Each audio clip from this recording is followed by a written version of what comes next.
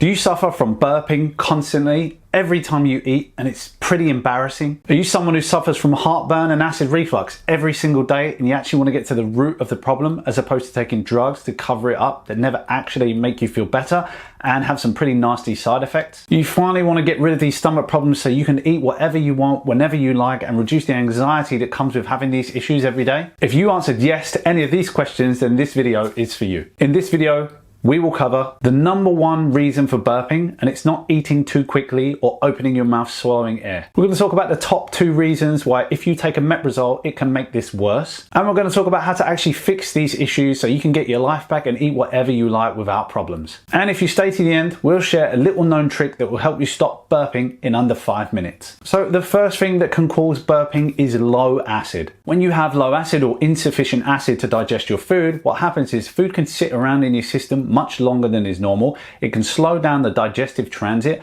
and that fermentation of the food can create gases, and those gases will lead to that burping. Now, there are a few things that we know that cause that acid to be low. The first one, for example, will be having a bacterial infection like H. pylori or Helicobacter pylori. Helicobacter pylori is a bacteria that can infect your stomach. It burrows itself deep into the walls of the stomach and increases the stomach pH. That makes it more alkaline and less acidic. H. pylori produces an enzyme called urease, and that urease is responsible for the decreased acid production. When that happens, food sits around longer, it can interfere with the lower esophageal sphincter so it won't close, and that can lead to burping, hernias, and acid reflux. I think the hernia is a symptom of that buildup of pressure that then pushes that stomach up into the esophagus. The second thing we know that can interfere with acid production is fungus like Candida. Now, Candida has been shown to actually decrease the acidity of the stomach and reduce its output by up to 40%. The crazy thing about Candida is that most people don't realize they have it. Things like fungal toenails, fungal fingernails,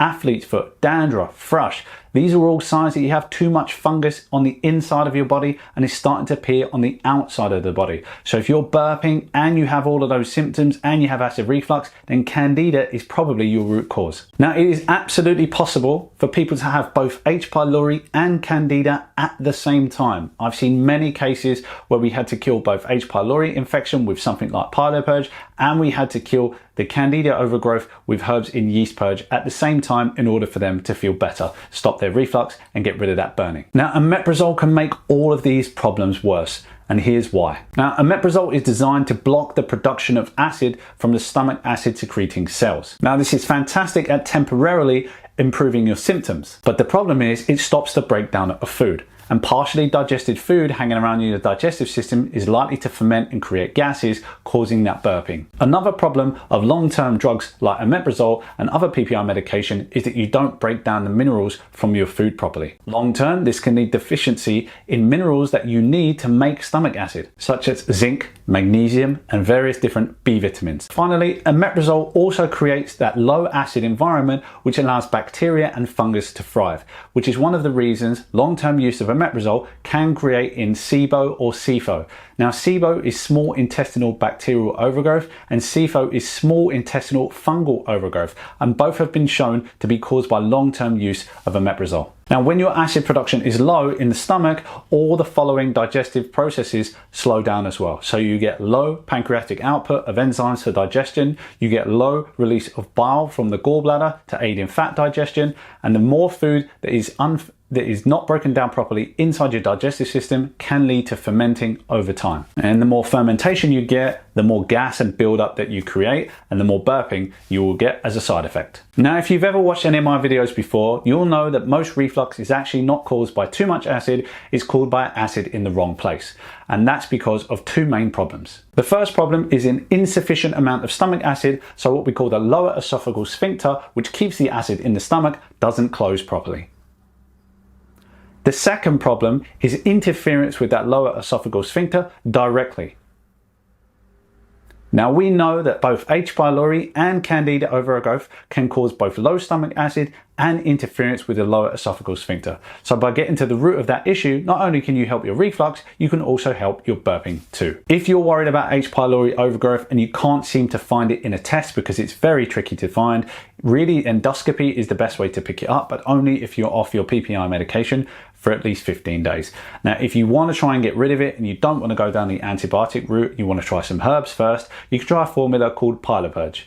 Pylopurge was something that I designed when I had H. pylori because I didn't want to take antibiotics because one, it doesn't always work, and two, it can damage the delicate microbiome of the bowel, causing bigger problems later down the line. If you're worried that you have candida and an overgrowth of fungus, then you can use a product called Yeast Purge. Yeast Purge was designed with 5 specific ingredients that will help kill that fungal overgrowth. If you're worried about having both H. pylori and the yeast overgrowth, I wouldn't take the Pylopurge and the Yeast Purge together. I would always start with Pylopurge to rule out H. pylori, and then I would move on to the Yeast Purge. Now, I promise you a little trick that will help reduce burping, and this one works very, very well. So what I like to do is add a little bit of apple cider vinegar after my clients have finished their meals if they're still burping. What that will do is that will increase the acidity inside the stomach. Remember, most people have low acid and that's what's causing their burping. When you add a little bit of acid, people can temporarily feel better. A word of warning, if you have Barrett's esophagus, esophageal inflammation, or you're currently going through an acid reflux attack, then I think it would be a really bad idea to add in more acid into that system temporarily. It's not that you don't need the extra acid, but pouring it down your esophagus is not a great idea. So if you're going to use apple cider vinegar, make sure you dilute it, make sure you don't use too much, and make sure you don't have any esophageal inflammation that it's going to make worse. Hopefully this video was useful. Please like and subscribe and follow so you don't miss any videos in the future.